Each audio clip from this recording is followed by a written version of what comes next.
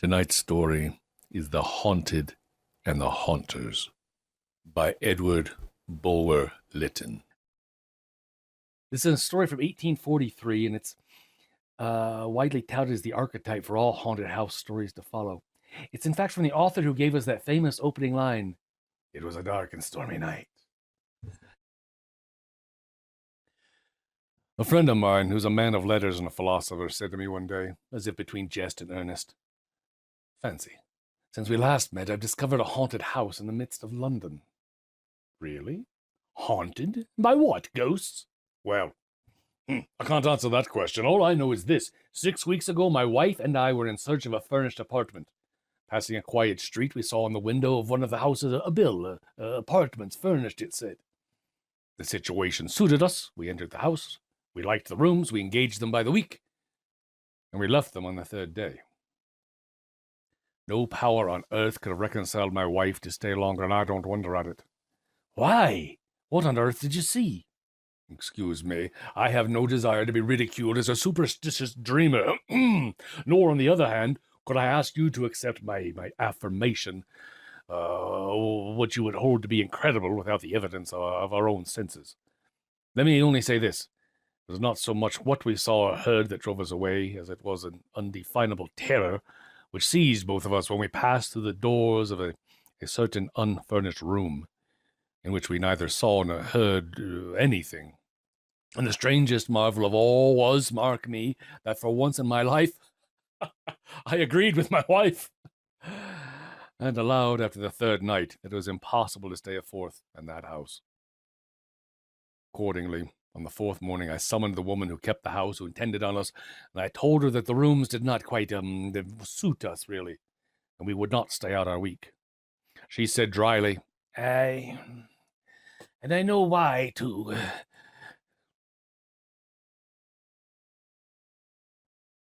But you've stayed longer than any other lodger. Few ever stayed a second night, none before you a third night, but I take it that they have been very kind to you." "They? Who is they?" I asked, affecting a smile. "Why, they who haunt that house, whoever they are. I don't mind them. I remember them many years ago when I lived in this house, not as a servant, but I know they will be the death of me some day.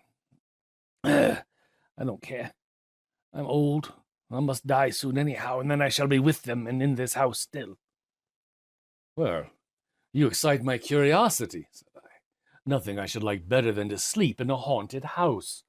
I bet that most of us would like to sleep in a haunted house at least one night, wouldn't we? Pray, give me the address of the one which you left so ignominiously." Well, very well. That house is situated on the north side of Oxford Street, in a dull but respectable thoroughfare. I found the house shut up. No bill at the window, no response to my knock. As I was turning away, a beer boy collecting pewter pots at the neighboring area said, "Do you want anyone at that house, sir?" "Yes, I heard it was to be let." "Let? Why, the woman who kept that house is dead. She's been dead these 3 weeks, and no one can be found to stay there, though Mr. James offered ever so much. He offered my mother, who charged for him, £1 a week just to open and shut the windows, and she wouldn't do it." "She wouldn't? Why not, ever?" "Well," said the boy, "the house is haunted, sir. And the old woman who kept it was found dead in her bed, with her eyes wide open. They say the devil strangled her, and I think those who crave sleep might just be forewarned." "Pooh! You speak of Mr. James. Is he the owner of the house?" "Yes, he is." "Yes, well, where does he live, boy?" "In Granger Street. Number 23. Well, what is he? Is he in any business?" "No, sir, nothing particular. He's a single gentleman." Well, I gave the pot boy the gratuity earned by his liberal information, and proceeded to Mr. James in Granger Street, which was close by the street that boasted said haunted house. Now, it turns out I was lucky enough to find Mr. James at home, an elderly man with an intelligent countenance and prepossessing manners. I communicated my name and my business frankly. I said I heard the house was considered to be haunted, and that I had a strong desire to examine a house with so equivocal a reputation, that I would be greatly obliged if he would allow me to hire it, though only for a night. I was willing to pay for that privilege whatever he might be inclined to ask. Sir, said Mr. James with great courtesy, the house is at your service for as short or as long a time as you please. Rent is out of the question. The obligation will be on my side should you be able to discover the cause of this strange phenomenon at which present deprives me of all its value. I cannot let it. I cannot even get a servant to stay in the damn house in order to keep it in order or answer the door. Unluckily, sir, the house is haunted, if I may use that expression, not only by night but by day, though at night the disturbances are more unpleasant and sometimes of a more alarming character.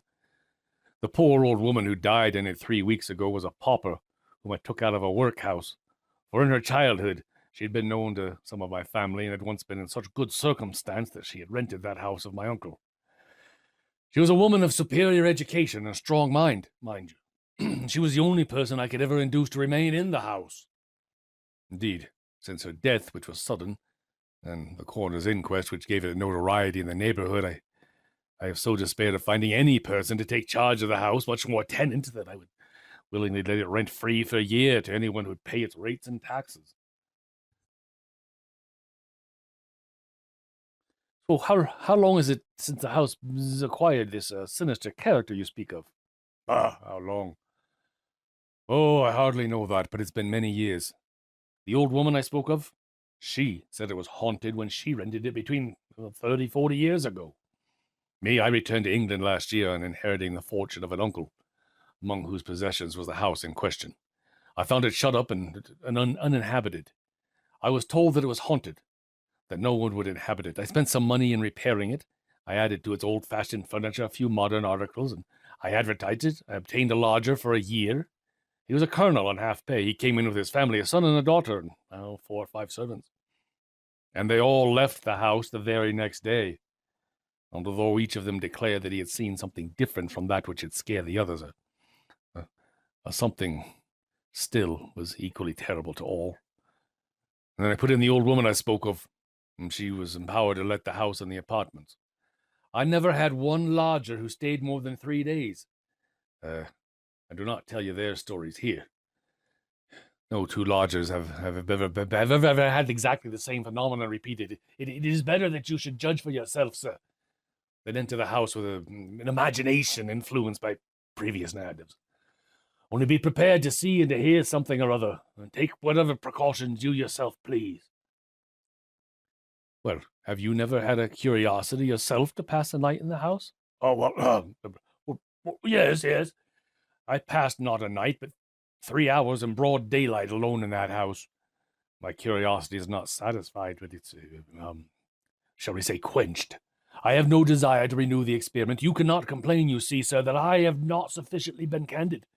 Unless your interest be exceedingly eager, and your nerves unusually strong, like Rick over there, I honestly add, I advise you not to pass a night in that house. Well, turns out my interest is exceedingly keen, and though only a coward will boast of his nerves in situations wholly unfamiliar to him, yet my nerves have been seasoned in such a variety of danger that I have a right to rely on them, even in a so-called haunted house, Mr. James said very little more to me. He took the keys out of the house of his bureau. He gave them to me, and thanking him cordially for his frankness as obeying concession to my wish, I carried off my prize.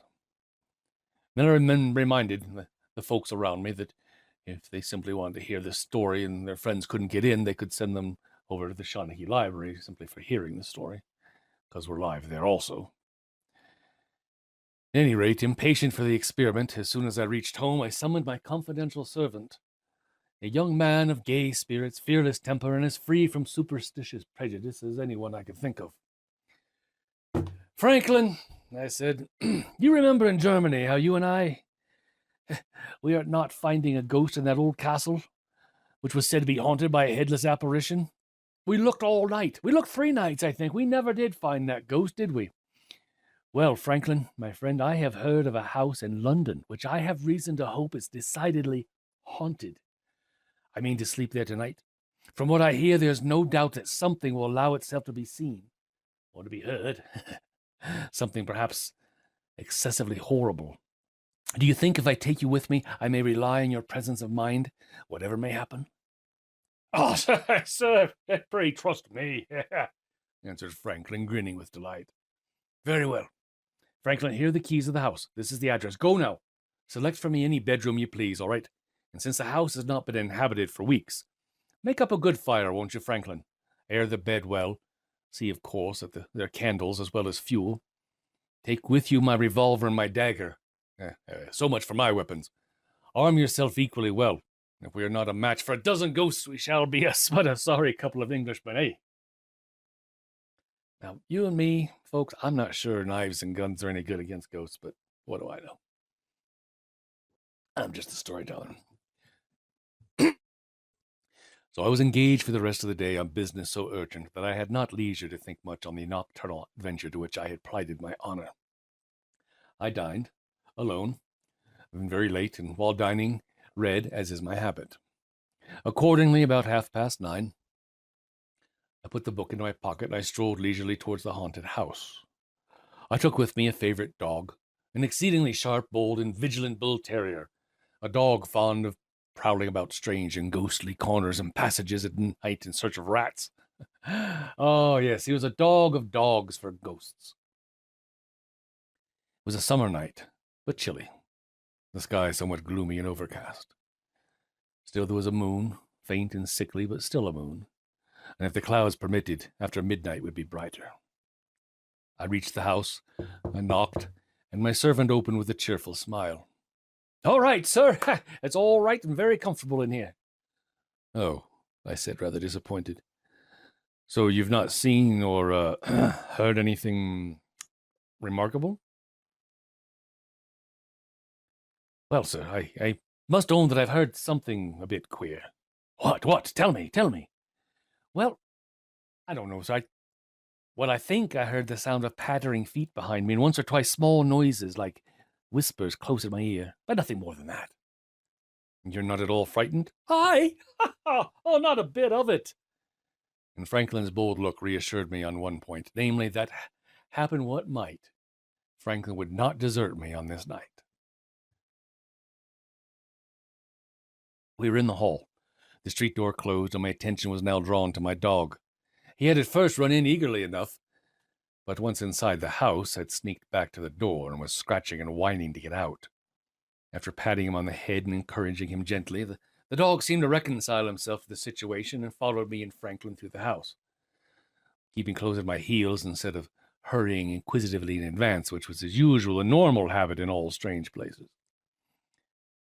We first visited the subterranean apartments, the kitchen and other offices, and especially the cellars, in which last there were 2 or 3 bottles of wine still left in a bin covered with cobwebs, and evidently by their appearance undisturbed for many years. 2 of them I couldn't read. The third was a quality Amontillado. In any event, it was clear that the ghosts were not wine bibbers. For the rest, we discovered nothing of interest. There was a gloomy little backyard with very high walls. The stones of this yard were very damp, and what with the damp and what with the dust and smoke and grime on the pavement, our feet left a slight impression wherever we passed. And now appeared the first strange phenomenon witnessed by myself in this strange abode. I saw just before me the print of a foot suddenly form itself on the ground, as it were. I stopped, I caught hold of my servant and pointed to it. In advance of that footprint, as suddenly, dropped another. We both saw it. I advanced quickly to the place. The footprint kept advancing before me. A small footprint. The footprint of a child. The impression was too faint thoroughly to distinguish the shape, but it seemed to us both that it was the print of a naked foot.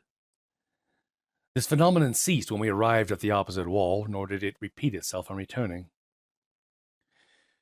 We remounted the stairs, and we entered the rooms on the ground floor, a dining parlor, a small back parlor, and still a smaller third room that had been probably appropriated to a footman, all still as death.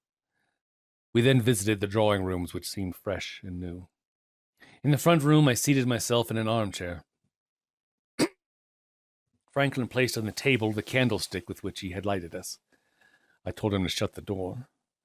As he turned to do so, a chair opposite to me moved from the wall quickly and noiselessly and dropped itself about a yard from my own chair immediately fronting me. I laughed, and my dog put back his head and howled.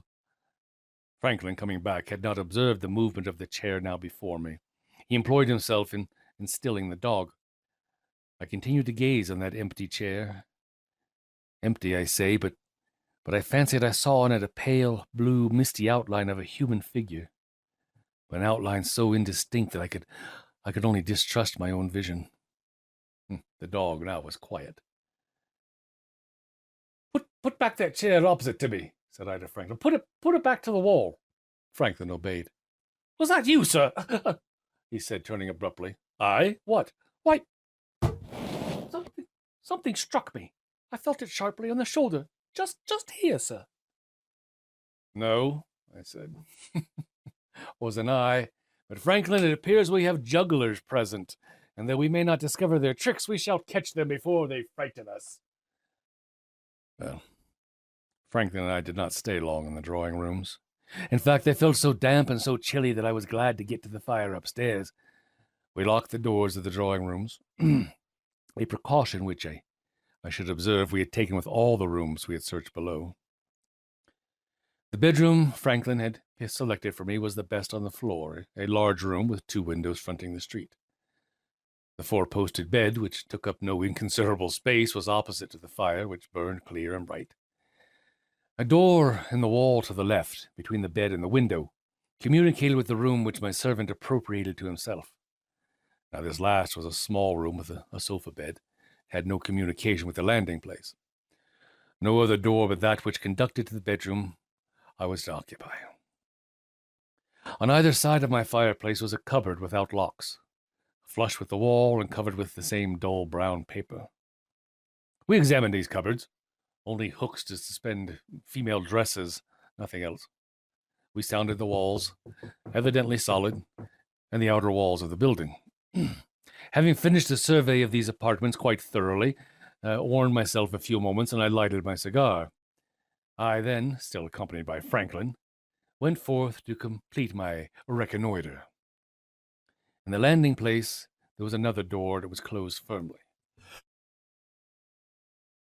Sir, said my servant in surprise, I unlocked this door with all the others when I first came.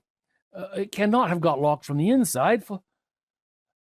Before he had finished his sentence, the door, which neither of us was touching, mind you, opened quietly of itself. We looked at each other in a single instant. The same thought seized us both. Some human agency might be detected here. I rushed in first, my servant followed. It was a small, blank, dreary room without furniture. A few empty boxes and hampers in the corner, a small window, the shutters closed, not even a fireplace. No other door but that by which we had entered. No carpet on the floor. And the floor seemed very old, uneven, worm-eaten even, bended here and there, as was shown by the wider patches on the wood. Yet there was no living being here, and no visible place in which a living being could possibly have hidden. So as we two stood gazing around, the door by which we had entered closed as quietly as it had before opened, and Franklin and I were imprisoned. For the first time, I felt a creep of undefinable horror. Not so my servant, though. Why, they don't think to trap us, sir. I could break that trumpery door with a kick of my foot. Well, I'm sure you could, Franklin, but try first if it'll open to your hand, won't you? I said, shaking off the vague apprehension that had seized me, while I unclosed the shutters and see what is without. I unbarred the shutters and threw up the sash, and the windows looked on a little backyard I have before described. There was no ledge without, nothing to break the sheer descent of the wall. No man getting out of that window would have found any footing till he had fallen on the stones far below. Franklin, meanwhile, was vainly attempting to open said door. He now turned round to me and asked my permission to use force. Now, I should here state that, in justice to my servant, that, far from evincing any superstitious terrors, his nerve, his composure, and even gaiety amid circumstances so extraordinary, compelled my admiration. He seemed to be having a great fun at this place, and it made me congratulate myself on having secured a companion in every way fitted to the occasion. So I willingly gave Franklin the permission he required. But though Franklin was a remarkably strong man, his force was as idle as his milder efforts. The door did not even shake to his stoutest kick. Breathless and panting, at last he desisted. I then tried the door myself, equally in vain. As I ceased from the effort, again that creep of horror came over me. But this time was more cold and stubborn. I felt as if some strange and ghastly exhalation were rising up from the chinks of that rugged floor and filling the atmosphere with a venomous influence hostile to human life. The door, now, very slowly and quietly, opened again of its own accord. Franklin and I precipitated ourselves out onto the landing place. We both saw a large, pale light, as large as a human figure, but shapeless, unsubstantial, like a cloud you might see when an avatar reses in, but doesn't quite res, if you know what I mean. We saw this large, pale light move before us and ascend the stairs that led from the landing into the attics. I followed the light, and my servant followed me. It entered, to the right of the landing, a small garret of which the door stood open. I entered in the same instant. The light then collapsed into a small globule, exceedingly brilliant and vivid, rested a moment on the bed in the corner, quivered, and vanished. We approached the bed and we examined it. A half-tester, such as commonly found in the attics devoted to servants. On the drawers that stood near it, we perceived an old, faded silk kerchief, with the needle still left and a rent half-repaired. The kerchief was covered with dust. Probably it had belonged to the old woman who had last died in that house, and this might have been her sleeping room. I had sufficient curiosity, some may say nosiness, to open the drawers. There were a few odds and ends of female dress, and there were 2 letters, tied round with a narrow ribbon of faded yellow. I took the liberty to possess myself of these letters. We found nothing else in the room worth noticing, nor did the light reappear, but we distinctly heard, as we turned to go, a pattering footfall on the floor just before us. We went through the other attics, the footfall still preceding us. Nothing to be seen, nothing but the footfall heard. I had the letters in my hand. Just as I was descending the stairs, I distinctly felt my wrist seized, and a faint, soft effort made to draw the letters from my clasp. I only held them all the more tightly, and the effort ceased. We regained the bedchamber appropriated to myself, and I then remarked that my dog had not followed us when we had left. In fact, my poor dog was thrusting himself close to the fire and trembling. I was impatient to examine those letters, and while I read them, my servant opened a little box which he had deposited the weapons I had ordered him to bring.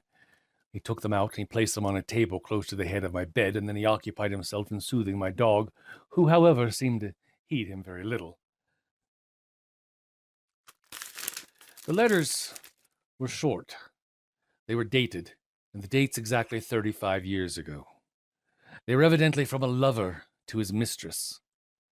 Talia, maybe you were right. Or a husband to some young wife. Not only the terms of expression, but a distinct reference to a former voyage indicated the writer to have been a seafarer. Topper was fun. The spelling and the handwriting were those of a man imperfectly educated, but still the language itself was forcible. In the expressions of endearment, there was a kind of rough and wild love. But here and there were dark, unintelligible hints at some secret, not of love, some secret that seemed of crime. We ought to love each other, was one of the sentences I remembered. For how everyone else would execrate us if all was known, my dear. And then again, don't let anyone be in the same room with you at night. You talk in your sleep.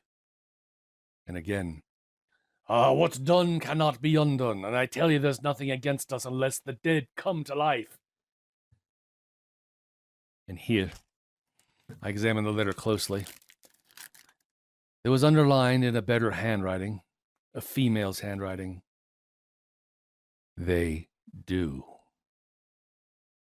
At the end of the letter, the latest in date, the same female hand had written these words: Lost at sea, the 4th of June. Rousing myself, I laid the letters on the table. I stirred up the fire, which was still bright and cheering. I opened the book I had brought. I read quietly till about 11:30. I then lay down fully dressed upon the bed, and I told my servant he might retire to his own room, but to please keep himself awake. I bade him also to leave the door open between our 2 rooms. Thus, alone, I kept 2 candles burning on the table by my headboard. I placed my watch beside the weapons, and I calmly resumed my reading. Now, opposite to me, the fire burned clear, and on the hearthrug, seemingly asleep, lay my dog. In about 20 minutes, I felt an exceedingly cold air pass by my cheek like a sudden draught. I fancied the door to my right out to the landing place must have gotten open. But no, it was closed.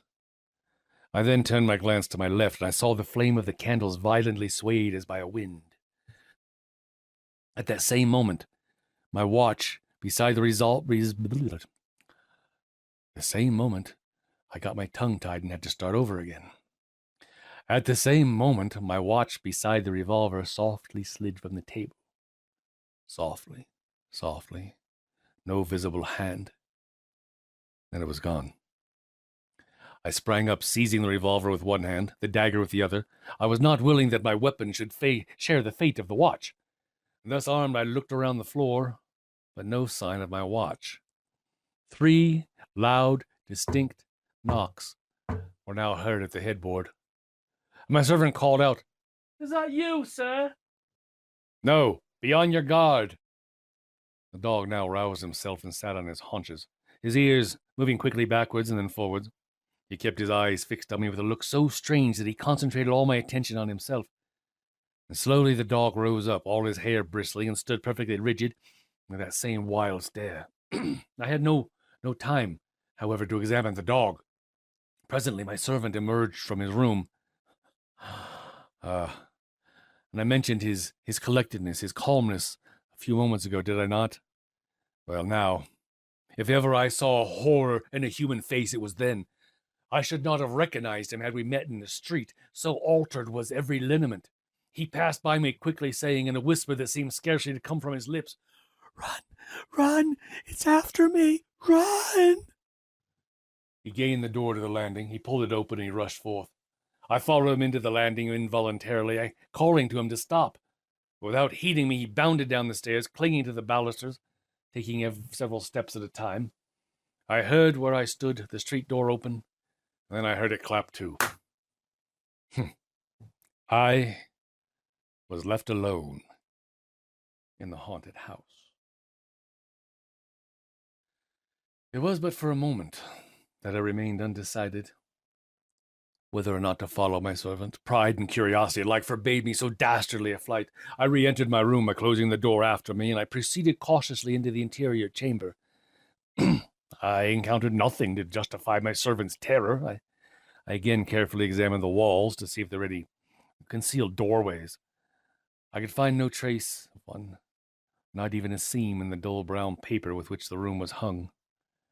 How then had the thing, whatever it was, which had so scared Franklin, how had the thing obtained ingress? Well, except through my own chamber. I returned to my room, and I shut and locked the door that opened upon the interior one. I stood on the hearth, expectant and prepared. I now perceived that my dog had slunk into an angle of the wall and was pressing himself close against it, as if literally striving to force his way into it. I approached the animal. I spoke to it. The poor brute was evidently beside itself with terror. It showed all its teeth, the slaver dropping from its jaws, and would certainly have bitten me if I had touched him. It did not seem to recognize me. Finding all efforts to soothe the animal in vain, and, well, fearing that his bite might be as venomous in that state as in the madness of hydrophobia, I left him alone. I placed my weapons on the table beside the fire. I seated myself, and I recommenced reading my book. Now, my theory is that the supernatural is, well, the impossible, and that what is called supernatural is only something in the laws of nature of which we have been hitherto ignorant. Therefore, if you follow me, if a ghost rise before me, I have not the right to say, so then the supernatural is possible. No, rather I should say, so then the apparition of a ghost is contrary to received opinion, is within the laws of nature. Well, that's my theory anyway. I now became aware that something interposed between the page I read and the light. The page was overshadowed. I looked up. I saw what I shall find it very difficult, perhaps impossible to describe. It was a darkness. A darkness shaping itself forth from the air in a very undefined outline. Now, I cannot say it was of a human form, and yet it had more resemblance to a human form, or rather a shadow, than to anything else. As it stood wholly apart and distinct from the air and the light around it, its dimensions seemed gigantic, the summit nearly touching the ceiling. While I gazed, a feeling of intense cold seized me. An iceberg before me could not have more chilled me, nor could the cold of an iceberg have been more purely physical, visceral. I feel convinced that it was not the cold caused by fear.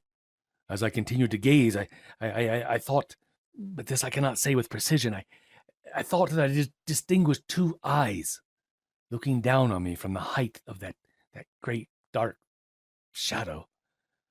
One moment I fancied that I distinguished them clearly, the next they seemed gone. But still, two rays of a pale blue light frequently shot through the darkness as from the height on which I half believed, half doubted that I encountered those eyes. I strove to speak. My voice utterly failed me. I could only think to myself, is this fear? No, it is not fear. I strove to rise in vain. I felt as if weighted down by an irresistible force. Indeed, my impression was that of an immense and overwhelming power opposed to my own volition. That sense of utter inadequacy to cope with a force beyond man's, which one may feel physically in a storm at sea, in a conflagration, or when confronting some wild, terrible beast, or rather perhaps the shark of the ocean. I felt morally. Opposed to my will was another will, a will as far superior to its strength as storm, fire, and shark are superior in material force to the mere force of man. And now, as this impression grew on me, now came at last horror. Horror to a degree that no words could convey. Still, I retained my pride, if not my courage, and in my own mind I said, this is horror, but it is not fear. Unless I fear I cannot be harmed. My reason rejects this thing. It is an illusion. I do not fear. With so violent an effort, I succeeded at last in stretching out my hand towards the weapon on the table. As I did so, on the arm and shoulder I received a strange shock, and my arm fell to my side, powerless. And now, to add to my horror, the light began slowly to wane from the candles. They were not, as it were, extinguished, but their flame seemed very gradually withdrawn. It was the same with the fire. The light was extracted from the fuel. In a few minutes, the light was in the room was in utter darkness. The dread that came over me to be thus in the dark, with that dark thing whose power was so intensely felt, brought a reaction of nerve. In fact, terror had reached that climax, that either my senses must have deserted me or I must have burst through the spell. I did burst through it. I found voice, though the voice was a shriek. I remember that it broke forth with words like these: I do not fear. My soul does not fear. And at the same time, I found strength to rise. Still in that profound gloom, I rushed to one of the windows. I tore aside the curtain. I flung open the shutters. I threw up the sash. My first thought was, light. I must have light. And then I saw the moon, high, clear, and calm. I felt a joy that almost compensated for the previous terror. There was a moon. There was also the light from the gas lamps in the deserted, slumberous street. I turned to look back into the room. The moon penetrated its shadow very palely and partially, but still, there was light. And the dark thing, well, whatever it might be, it was gone now, except that I could yet see a dim shadow, which seemed the shadow of that shade against the opposite wall. My eye now rested on the table. And from under that table, upon which there was no cloth or cover, there was an old mahogany round table. From under the table, there rose a hand, visible as far as the wrist. It was a hand, seemingly, as much of flesh and blood as my own, but the hand of an aged person, lean, wrinkled, small, to a woman's hand. The hand very softly closed on the 2 letters that lay on the table. Hand and letters both vanished. There then came the same 3 loud, measured knocks, the same I had heard before the headboard when this extraordinary drama had commenced. As those sounds slowly ceased, I felt the whole room vibrate sensibly, and at the far end there rose, as from the floor, sparks or globules like bubbles of light, many-colored, green, yellow, fire red, azure, like particles, a burst of particles. Up and down, to and fro, hither and thither, as tiny will-o'-the-wisps, the sparks moved, slow or swift, each at its own caprice. The chair, as in the drawing-room below, was now slid forward from the wall without apparent agency, and placed at the opposite side of the table from me. Suddenly, as forth from the chair, there grew a shape, a woman's shape. It was distinct as a shape of life, ghastly as a shape of death. The face was that of a youth, with strange, mournful beauty about her. The throat and shoulders were bare, the rest of the form in a loose robe of cloudy white. Began sleeking its long, yellow hair which fell over its shoulders. Its eyes were not turned towards me, but towards the door. It seemed listening, watching, waiting. The shadow of the shade in the background grew darker, and again I thought I beheld the eyes gleaming out from the summit of the shadow, eyes fixed upon that shape. As if from the door, though it did not open, there grew out another shape, equally distinct, equally ghastly, a man's shape, a young man's shape. It was in the dress of the last century, or rather, a likeness of such dress, for both the male shape and the female, though defined, were evidently unsubstantial, impalpable, simulacra, phantasms. And there was something incongruous, grotesque, yet fearful in the contrast between the elaborate finery, the courtly precision of that old-fashioned garb with its ruffles and lace and buckles, and the corpse-like aspect and the ghost-like stillness of the flitting wearer. Just as the male shape approached the female shape, the dark shadow started from the wall. All 3 for a moment wrapped in darkness, and when the pale light returned, the 2 phantoms were as if in the grasp of the shadow that towered between them, and there was a blood-stain on the breast of the female, and the phantom male was leaning on its phantom sword, and the blood seemed trickling fast from the ruffles, from the lace, and the darkness of the interminable shadow swallowed them up. They were gone. And again, the bubbles of light shot and sailed and undulated, growing thicker and thicker, more wildly confused in their movements. Then the closet door to the right of the fireplace now opened, and from the aperture there came the form of an aged woman. In her hand she held those letters, the very letters over which I had seen the hand close, and behind her I heard a footstep. She turned round as if to listen, and then she opened the letters, and she seemed to read. And over her shoulder I saw a livid face, the face as of a man long drowned, bloated, bleached, seaweed tangled in its dripping hair. And at her feet lay a form of a corpse, and beside the corpse there cowered a child, a miserable, squalid child, with famine in its cheeks and fear in its eyes. As I looked in the old woman's face, the wrinkles and the lines vanished, and it became a face of youth again. Hard-eyed and stony, but still youth. And the shadow darted forth, and darkened over these phantoms as I had darkened over the last. Nothing now was left but the shadow.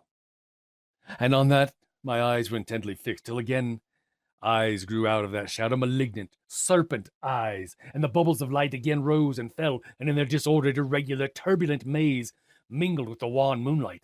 And now from these globules themselves, as from the shell of an egg, monstrous things burst out. The air grew filled with them, larvae, so bloodless and so hideous that I can no way describe them except to remind you of the swarming life which the microscope brings before your eyes in a drop of water. Things transparent, supple, agile, chasing each other, devouring each other, forms like naught ever beheld by the naked eye. As the shapes were without symmetry, so their movements were without order, and their very vagrancies there was no sport. They came round me and round, thicker and faster and swifter, swarming over my head, crawling over my right arm, which was outstretched in involuntary command against all evil beings. Sometimes I felt myself touched, but not by them. Invisible hands touched me. Once I felt the clutch as of cold, soft fingers at my throat. I was still equally conscious that if I gave way to fear, I should be in bodily peril, and I concentrated all my faculties in the single focus of resisting, stubborn will. And I turned my sight from the shadows above all, from those strange serpent eyes that had now become distinctly visible. For there, though in naught else around me, I was aware that there was a will of intense, creative, working evil, an opposing will which might crush down upon my own. The pale atmosphere in the room now began to redden as if in the air of some nearby conflagration.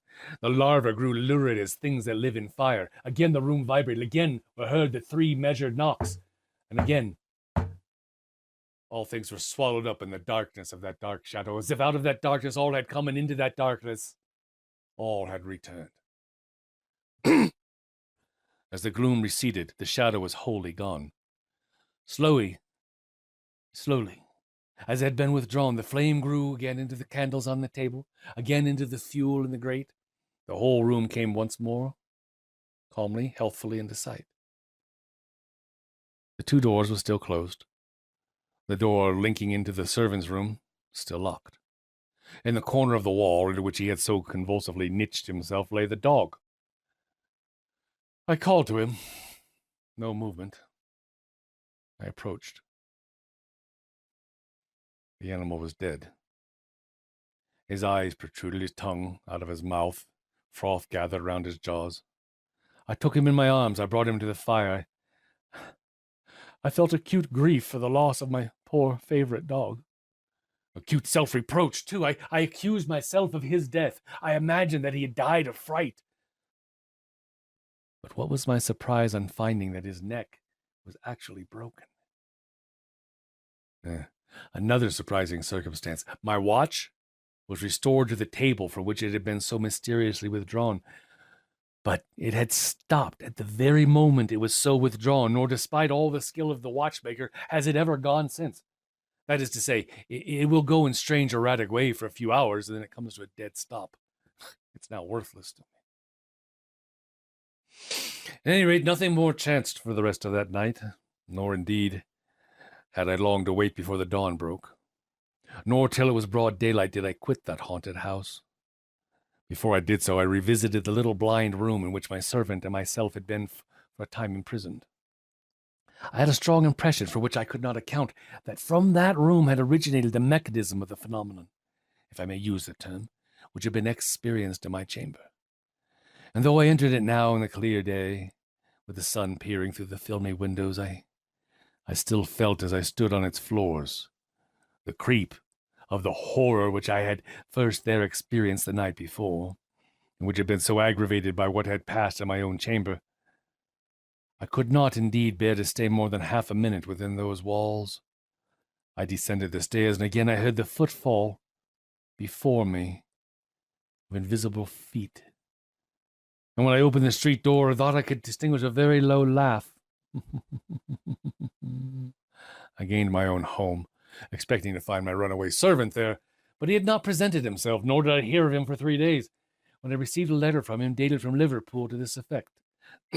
Honoured sir, I humbly entreat your pardon, though I can scarcely hope that you will think that I deserve it, unless, which heaven forbid, you saw what I did. I feel that it will be years before I can recover myself, and as to being fit for service, it's out of the question. I'm therefore going to my brother-in-law at Melbourne. The ship sails tomorrow. I do nothing now but start and tremble and fancy it. Oh, God, it is behind me. I humbly beg you, honoured sir, to order my clothes and whatever wages are due to me to be sent to my mother's at Walworth. John knows her address. Returned in the evening to the house to bring away in a hack cab the things I had left there with my poor dog's body. In this task I was not disturbed, nor did any incident worth note befall me, except that still, on ascending and descending the stairs, I heard the same footfall in advance of my own steps. On leaving the house, I went to Mr. James. He was at home. I returned him the keys. I told him that my curiosity was sufficiently gratified and related quickly what had passed. My persuasion is that these phenomenon, I said, originate in some mind now far distant or long gone, that mind had no distinct volition in anything that occurred, that what does occur reflects but its devious, motley, ever-shifting, half-formed thoughts. In short, my theory is that it has been but the dreams of such a mind put into action and invested with a semi-substance, that this mind is or was of immense power, such that it could set matter into movement, that is malignant and destructive, I believe. Some material force must have killed my dog. My poor dog. The same force might, for aught I know, have sufficed to kill myself had I been as subjugated by terror as the dog, had my intellect or my spirit given me no countervailing resistance in my will. I then told Mr. James of the 2 letters I had read, as well as the extraordinary manner in which they had disappeared. And I inquired if he thought they had been addressed to the woman who had died in the house, and if there were anything in her early history which could possibly confirm the dark suspicions to which those 2 letters gave rise. Mr. James seemed startled, and after musing a few moments, he answered, I am but little acquainted with the woman's earlier history, except as I before told you, sir, that her family were known to mine. Aye, but sir, you revive some vague reminiscences to her prejudice. Here he pointed at his temple. I will make inquiries, sir, and inform you of their result. Still, even if we could admit the popular superstition that a person who had been either the perpetrator or the victim of dark crimes in life could revisit, as a restless spirit, the scene in which those crimes had been committed, well, sir, I observed that the house was infested by strange sights and sounds even before the old woman died, no? Oh, so what on earth can I do with my poor unfortunate house? Well, I continued, I will tell you what I would do. I am convinced of my own internal feelings that the small, unfurnished room at right angles to the door of the bedroom which I occupied forms a starting point, or a receptacle for the influences which haunt the house. I strongly advise you to have the walls opened and the floor removed, nay, the whole room pulled down. I observe that it is detached from the body of the house, built over the small backyard, and could be removed without injury to the rest of the building. And you think, if I did that, you would cut off the telegraph wires, so to speak. Try it. I am persuaded that I am right. In fact, I have talked to a close friend, a Dr. Venkman, and he thinks so too. Well, about 10 days after I received a letter from Mr. James, telling me that he had visited the house since I had seen him, that he had found the 2 letters I had described, and replaced in the drawer from which I had taken them, that he had read them with misgivings like my own, that he had instituted a cautious inquiry about the woman to whom I rightly conjectured they had been written. It seemed that 36 years ago, a year before the date of the letters, she had married, against the wish of her relations, a man of very suspicious character. In fact, actually it was Richard Venkman. He was a long ago ancestor of Peter Venkman. I'm surprised you know him. In fact, he was generally believed, back up there again. It seemed that 36 years ago, a year before the date of the letters, she had married, against the wishes of her relations, a man of very suspicious character. Well, aren't they all? In fact, this man was generally believed to have been a pirate, but not a very good pirate. She herself was the daughter of very respectable tradespeople and had served in the capacity of a nursery governess before her marriage. She had a brother, a widower, who was considered wealthy and who had one child of about 6 years old. A month after the marriage, the body of this brother was found in the Thames near London Bridge. There seemed to be some marks of violence about his throat, but they were not deemed sufficient to warrant the inquest in any other verdict than that of found drowned. The man and his wife took charge of the little boy, the deceased brother having by his will left his sister the guardian of his only child, and in event of the child's death, the sister inherited. Surprisingly, the child died about 6 months afterwards. It was supposed to have been neglected and ill-treated. The neighbors deposed to have heard it shriek at night. The surgeon who had examined it after death said that it was emaciated as if from want of nourishment. The body was covered with livid bruises. It seemed that one winter night the child had sought to escape, had crept out into the backyard, tried to scale the wall, fallen back exhausted, and been found at morning on the stones in a dying state. Although there was some evidence of cruelty, there was none of murder.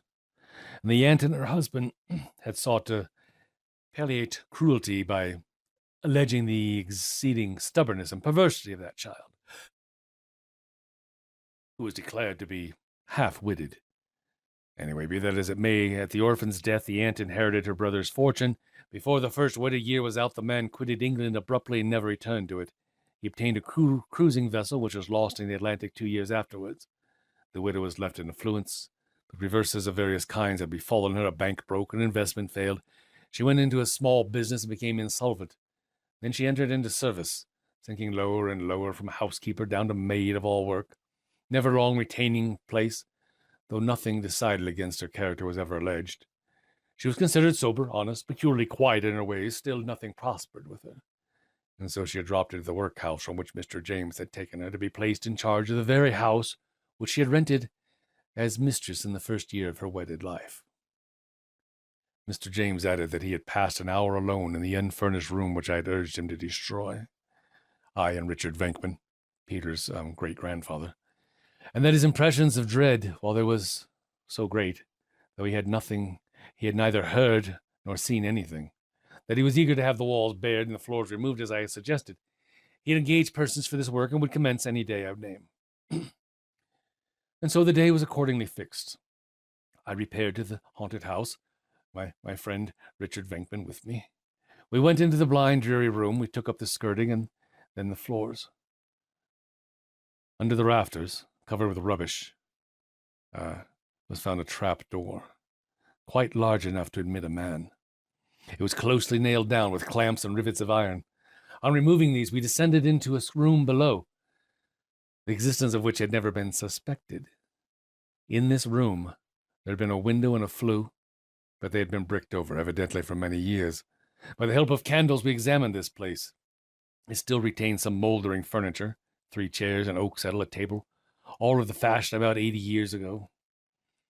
There was a chest of drawers against the wall, in which we found half-rotted away old-fashioned articles of a man's dress, such as might have been worn 80 or 100 years ago by gentlemen of some rank, costly steel buckles and buttons like those of yet worn in court dresses, a handsome court sword, and a waistcoat which had once been rich with gold lace, but which was now blackened and foul with damp. We found 5 guineas, a few silver coins, and an ivory ticket, probably for some place of entertainment long since passed away. But our main discovery was in a kind of iron safe fixed to the wall, the lock of which cost us great trouble to pick. Ranged on the shelves were several small bottles of crystal, hermetically stopped. They contained the colorless, volatile essences, of the nature of which I shall only say they were not poisons. Phosphor and ammonia entered into some of them. There were also some very curious glass tubes and a small pointed rod of iron with a large lump of rock crystal, another of amber, also a lodestone of great power. In one of the drawers we found a miniature portrait set in gold and retaining the freshness of its colors most remarkably, considering the length of time it had probably been there. The portrait was that of a man who might be somewhat advanced in middle life, perhaps 47, 48. It was a remarkable face, a most impressive face. If you could fancy some mighty serpent transformed into a man, preserving in the human lineaments of the old serpent type, you'd have a better idea of the countenance than long descriptions convey. The width and the flatness of frontal, the tapering elegance of contour disguising the strength of the deadly jaw, the long, large, terrible eye, glittering and green as the emerald, withal a certain ruthless calm, as if from the consciousness of an immense power within. Mechanically, I turned round the miniature portrait to examine the back of it. I detected a spring, and this, on being pressed, opened the back of the miniature as a lid. Within inside the lid were engraved, Mariana, to thee. Be faithful in life and in death, Mariana. We had found no difficulty in opening the first drawer within the iron safe. We found a great difficulty in opening the second drawer. It was not locked, but resisted all efforts till we inserted in the chinks the edge of a chisel. When we had thus drawn it forth, we found a very singular apparatus in the nicest order. Upon a small, thin book, or rather a tablet, was a saucer of crystal. This saucer was filled with a clear liquid. On that liquid floated a kind of a needle, a compass perhaps, shifting rapidly round, but instead of the usual points of the compass, there were 7 strange characters, not very unlike those used by astrologers to denote the planets. A peculiar but not strong or displeasing odor came from this drawer, which was lined with a wood that we afterwards discovered to be hazel. Whatever the cause of this odor, it produced a material effect on the nerves. We all felt it, even the 2 workmen who were in the room, a creeping, tingling sensation from the tips of the fingers to the roots of the hair. Impatient to examine the tablet, I removed the saucer. As I did so, the needle of the compass went round and around with exceeding swiftness, and I felt a shock that ran through my whole frame, so that I dropped the saucer on the floor. The liquid was spilled, the saucer was broken, the compass rolled to the end of the room, and at that instant the walls shook to and fro, as if a giant had swayed and rocked them. The 2 workmen were so frightened, they ran up the ladder by which we had descended from the trapdoor, but seeing nothing more happen, they were easily induced to return to us. Meanwhile, I opened the tablet. It was bound in a plain red leather with a silver clasp. It contained but 1 sheet of thick vellum, and on that sheet were inscribed, within a double pentacle, words in old monkish Latin, which were literally to be just translated thus: on all that it can reach within these walls, sentient or inanimate, living or dead, as moves the needle, so works my will. Accursed be this house, and restless be the dwellers therein. We found nothing more. Mr. James burned the tablet and its anathema. He razed to the foundations the part of the building containing the secret room with the chamber over it. He had then the courage to inhabit the house himself for a month. And a quieter, better conditioned house could not be found in all of London. So, that is The Haunted and the Haunters